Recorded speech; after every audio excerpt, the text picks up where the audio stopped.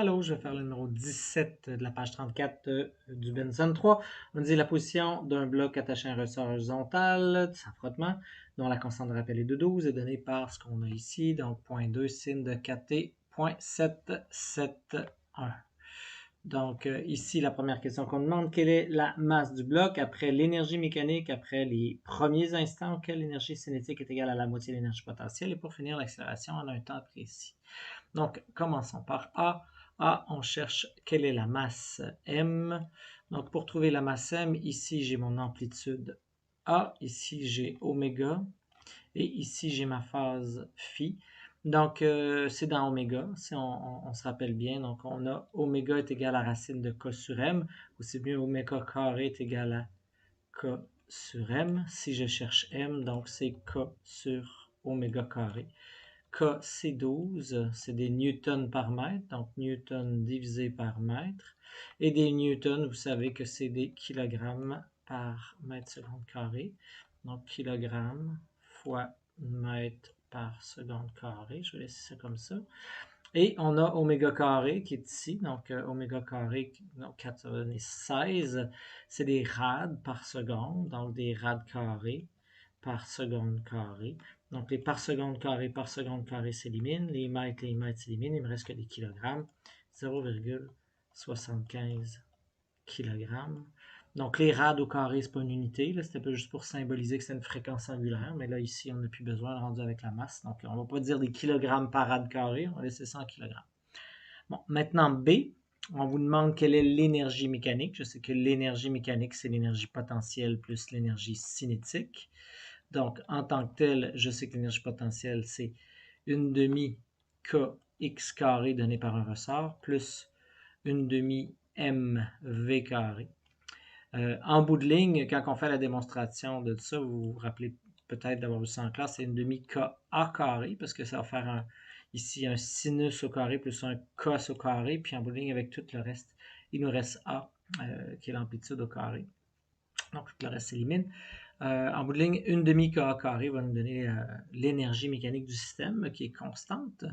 Donc, c'est une demi fois 12 ici, multiplié par l'amplitude, l'amplitude étant de 0.2 au carré. Donc, ça fait 6 fois 0.4. 4 fois 6, 2,4. Donc, ce sont des joules parce qu'on est en kilogrammes, bref, en newton, en mètres, en tout, le système international. La question C, qui est un petit peu plus longue, un petit peu plus difficile. Là, on cherche les premiers instants plus grands que 0. Donc, les 3 ici, on a ajouté ça pour aller un peu plus loin. Ou, en fin de compte, l'énergie, et je vais le relire là, l'énergie cinétique est égale à la moitié de l'énergie potentielle. Donc, l'énergie cinétique est égale à la moitié de l'énergie potentielle. Ou si vous aimez mieux, une demi, l'énergie cinétique, c'est une demi mv carré, va être égale à une demi de l'énergie potentielle qui est une demi kx carré.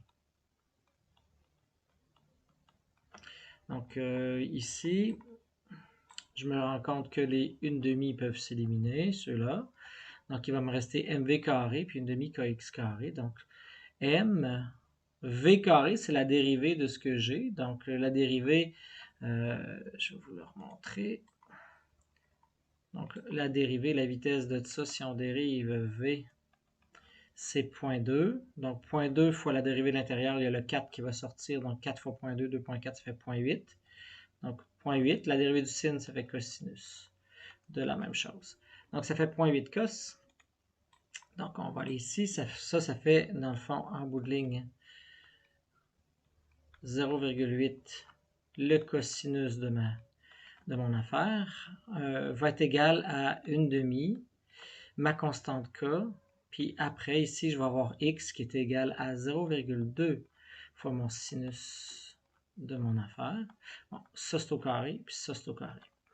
Bon, maintenant, j'ai trouvé m, je connais k, donc je suis capable de faire tout ça. Puis comment je peux résoudre? Ben, je vais faire sin sur cos. Ça va me donner tangente ici, tangente au carré. Donc, je vais distribuer, puis je vais le faire. Donc, la masse, on a trouvé 0,75. Ça, c'est 0,8 au carré. Cos carré. On a une demi, on a 12, puis on a 0,2 au carré, puis on a sin carré. En bout de ligne, ce que je vais avoir, ça va être sin sur cos. Donc, je vais prendre cet élément-là, puis je vais aller le mettre de l'autre côté. Ça va me donner un tangente carré. Donc, j'ai tangente carré. Et de l'autre côté, ben, j'ai tout le reste qui me reste. 0,75. 0,8 au carré. Ici, j'ai une demi de 12, donc ça fait 6 fois 0,2 au carré. Donc, quand je fais ça, donc 0,75 fois 0,8 au carré, divisé par 6 et divisé par 0,2 au carré, ça me donne 2. Donc, 2 est égal à tangente carrée. Et en bout de ligne, je vais faire la racine carrée. Donc, ça va me faire racine carrée comme ça. Et avec un plus ou moins, naturellement. Donc, qu'est-ce qui va donner la racine carrée de 2? Donc, les possibilités de la tangente. Hein? Donc là, je vais faire le tan moins 1 de ça. Donc, la parenthèse ici est égale à la tangente moins 1 de racine de 2. Naturellement, il y a plus qu'une possibilité, il y a plus ou moins. Donc, il va y avoir des possibilités. Je vais faire mon cercle trigo pour qu'on puisse se retrouver. Donc, en tant que tel, ici, racine de 2. Donc, je vais faire ma racine. Et je vais faire l'inverse tangente positivement pour commencer. Donc, l'inverse tangente de cette valeur-là. Ça me donne 0,955. Donc, je suis ici, j'ai 0,955. La valeur négative me donnerait moins 9,55. Maintenant, les valeurs pour ce qui est de la tangente qui sont identiques, donc la calculatrice ne donne pas, c'est celles qui sont en diagonale pour une tangente.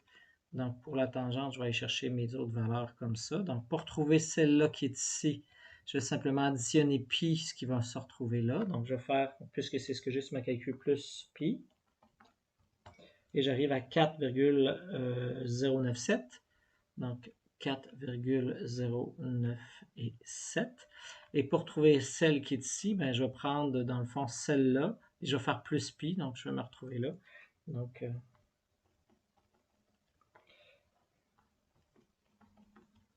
j'arrive à 2,186. Donc, j'ai 2,186. Donc là, j'ai trouvé toutes les valeurs possibles de la tangente, naturellement. Donc, ce que je veux trouver, c'est les 3 temps supérieurs à 0. Donc, c'est là où est-ce que je vais regarder qu'est-ce qui est à l'intérieur. Donc, c'est 4t plus 0,771. Donc, ça, c'est ma phase initiale. Je vois que ma phase initiale, 0,771, est ici. Donc, ça, c'est là que je commence initialement. Donc, le premier temps, ça va être celui-ci. Ça va être mon T1. Donc, ça va être mon T1. Ça va être mon T2. Et ça va être mon T3. Donc, je vais être capable de trouver chacun de mes temps comme ça. Et si je voulais trouver T4, bien attention, si je voulais trouver le temps 4, je n'utiliserais pas ça, mais parce que ça, c'est antérieur, je ne sais pas si vous voyez, à ma phase initiale. Donc, il faudrait que je fasse plus 2pi si je voulais utiliser lui d'ailleurs. Hein? Donc, je ne pourrais pas utiliser moins 0,9. Je prends 2pi plus ça me donnerait trop 6 point quelque chose, ou en tout cas de cet ordre-là. Donc, c'est un peu comme ça. Fait que, allons-y. Donc, trouvons nos temps T1. Donc, maintenant que je vois ça, donc, pour ce qui est du temps T1, donc c'est 4T1 plus 0,771 est égal à 0,955. Donc, je vais prendre 0,955 moins 0,771 et tout ça divisé par 4. J'arrive à 0,046. Donc, mon T1 est égal à 0,046 secondes. Là, vous êtes capable de trouver T2 et T3. Donc, maintenant qu'on a ça. Pour ce qui est de la dernière question, non, je vous laisse trouver T2, T3. La dernière question, on vous demande quelle est l'accélération au temps t égale à... Excusez. Donc, en D, on vous demande quelle est l'accélération à t est égal à 0,1 seconde. Donc, si je sais que x est égal à 0,2 sin de 4t plus 0,771, ben, ce que je sais, c'est que pour avoir l'accélération, c'est 2 fois la dérivée, mais par rapport au temps. Donc, si j'arrive une première fois, c'est la vitesse, si j'arrive une deuxième fois, c'est l'accélération. Donc, la dérivée seconde de x par rapport au temps. Ça va me donner quoi? Ben, puisque j'ai dérivé une première fois, ça me donnait un sin qui devient un cos, puis j'ai sorti 4 fois 0.2, ça me donnait mon 0.8. Mais là, ça va être 4 fois 0.8. Donc, 0.8 fois 4, ça me donne 3.2. Mais là, le cos devient moins sin, donc moins 3.2. Et là, je deviens de cos à sin, donc sinus, je suis mal écrit, je suis désolé, de t plus 0,771, donc après la dérivée seconde.